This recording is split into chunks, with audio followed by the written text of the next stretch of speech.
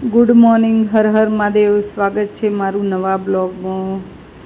તો ગાઈઝ, તમે બધા કેમ છો? તમે બધા મજામાં જશો. અમે પણ મજામાં છીએ.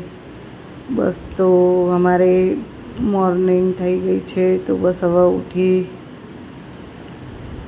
આજે મારું રૂટીન તમને બતાવવા જઈ રહી છું કે બસ સવારે વહેલા ઉઠીને બસ આ રીતનું જ મારું રૂટીન હોય છે કે સવારે ઉઠું, પહેલાં ભગવાનને પગે લાગીને પછી જ મને ને ચા પીધા વગર તો દાડો ઉગતો જ નહીં. પહેલી વાત તો મારે ને બ્રશ કરી અને ગરમ પાણી પીવું. ગરમ પાણી પી અને તરત જ મારે પહેલાં ચકલોને દોણા નાખી દઉં, કબૂતરને ચણ નાખું, પાણી ભરીને મૂકું અને બાથરૂમમાં જઈને તરત જ મારે ચા બનાવવા જુઓ. ચા બનાવી અને મને ચા પીધા વગર નહીં ચાલતું.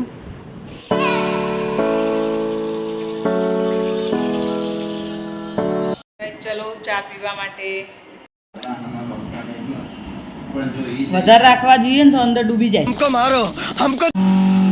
તો પહેલાં બાજરી દળી, પછી ઘઉં દળ્યા અને બાજરી ઘઉં દળાઈ જાય, નહીં ધોઈને તૈયાર થઈને જમી.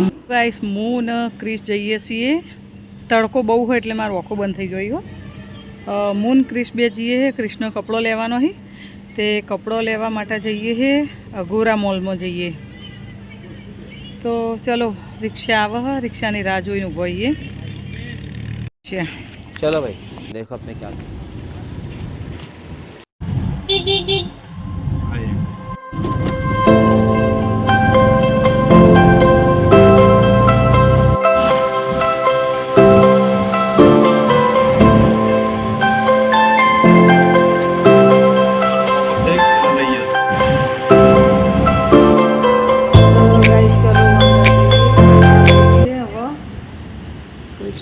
કપડાં લેવાના છે એટલે પોકી ગયા છીએ અંદર. હવે બધા ખોડીને કપડાં લેવાના. સેલ આવ્યો હો, તો સેલમાં ટી શર્ટો ને એવું બધું અઘોરા મોલમાં બહુ મસ્ત હોય.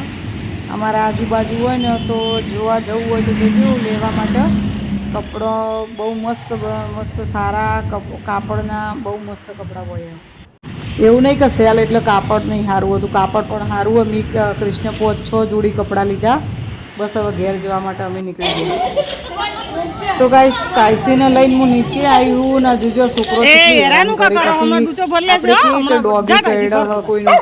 પણ તમે જુઓ ને તો રમવા નહીં દે. તો બોલો, એ પોતે રમતા આવી રીતે આવી હોય. આપણે ઘરમાં બોર થઈ જઈએ ને એમ એ બિચારું ઘરમાં બોર થઈ જાય. ભલે સીસીટીવી તો અમે ચોકડીમાં જ કરાવીએ, પણ નીચે રમવા માટે તો લઈ જવું પડે. તો રમવા જેવું એને અમે છોકરો જે જગ્યાએ રમતો હોય ને એનાથી હું બહુ બધું દૂર લઈ જાઉં, પણ છોકરો ગમે ત્યાંથી એના ખોડી ના જાય.